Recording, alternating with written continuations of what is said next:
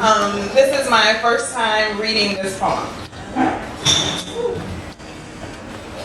We had a good thing. No, we had a great thing. Our thing was so good you didn't even have to think about it. It was like a Marvin Gaye song, for I was his yin and he was my gang, and we were meant to be together forever.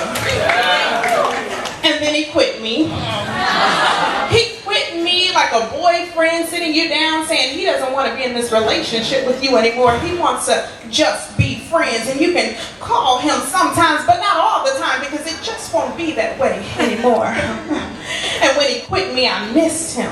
I missed him for all the things that he used to do for me, because some of them I had to do for myself. And I find myself thinking about him. I think about him all the time, and even sometimes when I'm curled up next to my delicious husband, I'm thinking about him and all the things he used to do for me. My pancreas quit working full-time for me. 3 years ago, I was passed out in a bathtub, awakened only by the grace of God. And when I went to the emergency room the next day, they asked me, "How long have you been diabetic?" Diabetic? I'm not diabetic. Yes, you are. With a number like 593 after a shot of insulin, not only are you diabetic, you're going into a coma, and that's why you passed out last night. And there is no cure. And there is no cure. We need a cure. And trust me, I know all about your juices and berries, and mama say, mama kusa. But there is no cure for diabetes. There's currently nothing known to man that will make the pancreas do its full-time job again. There's only management. Because when a pancreas serves you notice, it's predominantly one of two kinds. First, a resignation letter. It will never produce insulin for you again. Two, it will never do a full-time job for you again. It will only do part-time, and you have to do the rest.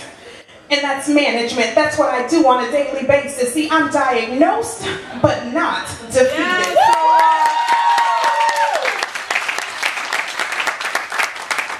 But see, management is no easy thing.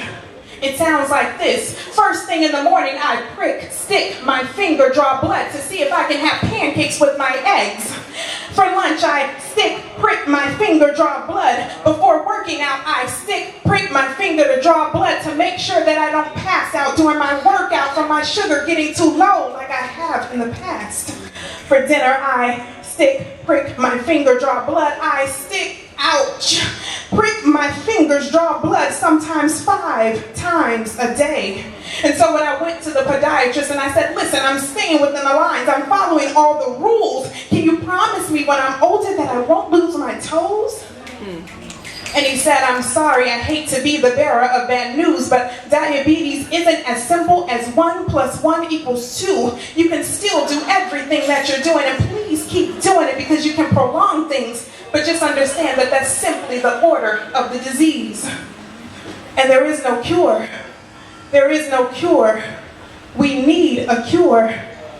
So when people say things to me like, "It's because you ate a lot of sweet, girls," or "It's because you don't work out, girl," or "It's because your mama was diabetic," and I say, "I'm the first diabetic in my family. I eat more sweets now as a diabetic than I ever have in my life.